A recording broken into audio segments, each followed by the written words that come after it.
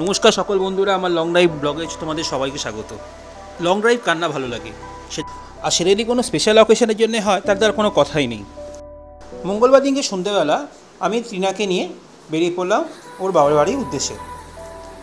ওর office থেকে ওকে pick up করলাম, pick up করে রাস্তার উপর দিয়ে সোজা বেরিয়ে এলাম। ব্রিজ হয়ে হাই রোড ধরলাম, ধরে সোজা চলে এলাম খিদিরপুর ঠিক বলা যায় না, ওই যে টুইস্ট যে ব্রিজটা আছে সেটা ধরে আমাদের মেন গন্তব্য ছিল আগে হাওড়ার দিকে। তারপর হাওড়া থেকে যেরকম রাস্তা আসা যায় শেওড়াফুলির দিকে, সেটা আমাদের গন্তব্য ছিল। রাস্তাটা খুবই ভালো, এবং যারা একটু লং ড্রাইভ পছন্দ করে আমার মতন, বা যারা ড্রাইভ পছন্দ করে তাদের জন্য তো খুবই ভালো। সন্ধ্যে 6টা 10-15 নাগাদ ওর অফিস থেকে ওকে পিক আপ করে সোজা হাই রোড হয়ে চলে এলাম খিদিরপুর। ইচ্ছে ছিল একটুখানি খানিকক্ষণ বাবুঘাটে বসে সময় কাটাবো, কিন্তু অনেকটা সন্ধে হয়ে এসছে দেখে আর সেই প্ল্যানটা করলাম না। তাই রাস্তায় যেতে যতক্ষণই ঘোরা যায় ততক্ষণই আমরা তার মধ্যেই থাকলাম। যে সুইং ব্রিজটা আছে খিদিরপুরে, ওখানে খানিকক্ষণ দাঁড়িয়ে নিজেরা একটু খানিকক্ষণ গল্প করলাম, একটু বিকেলে সময়টা কাটালাম। আশা করি আপনারাও সবাই এইখানে এই পরিবেশটা ভালোবাসেন, এবং আপনারাও নিশ্চয়ই বেরিয়েছেন। তো কে কোথায় গেছেন অবশ্যই কিন্তু জানাবেন। খানিকক্ষণ 10-15 মিনিট এখানে সময় কাটানোর পর আমরা আস্তে আস্তে এগিয়ে পড়লাম আমাদের গন্তব্যের দিকে। হাওড়া ধরে চলে এলাম আস্তে আস্তে আমার শ্বশুরবাড়ি শেওড়াফুলির দিকে।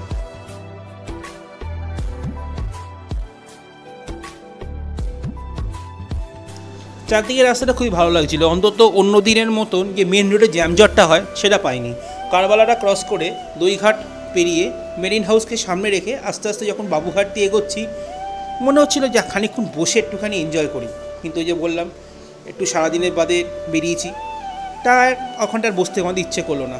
আলাম যাই একবারে পৌঁছে যাই, সারাদিনের খাটাখাটনিও ছিল, তারপর ও অফিস থেকে বেরিয়েছিল, ভাই এবার পৌঁছে গিয়ে একটু রেস্ট নেব। কিন্তু যাই বলুন, কলকাতা তো কলকাতাই, তার দৃশ্য চারদিকে পুরো চোখে যেন আটকে থাকে।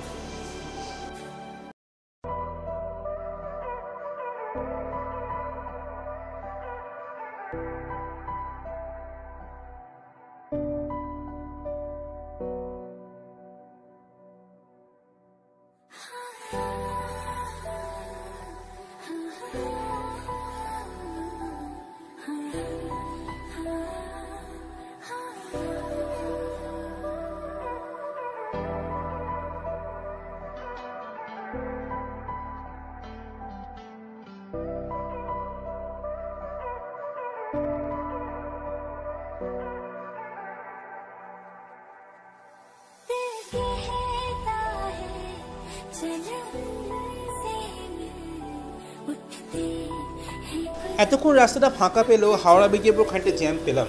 তো হাওড়া ব্রিজের জ্যামটা কাটিয়ে আস্তে আস্তে এগিয়ে শালকিয়া দিয়ে এগিয়ে এলাম। এরপর বেলুর, উত্তরপাড়া, শ্রীরামপুরে সোজা শেওড়াফুলি। তো আপনারাও কিন্তু অবশ্যই জানাবেন দিনটা কেমনভাবে সেলিব্রেট করলেন, এবং আমাদের ইউটিউব, ফেসবুক এবং ইনস্টাগ্রাম পেজটাকে লাইক, কমেন্ট, ফলো করতে ভুলবেন না। ভালো থাকুন।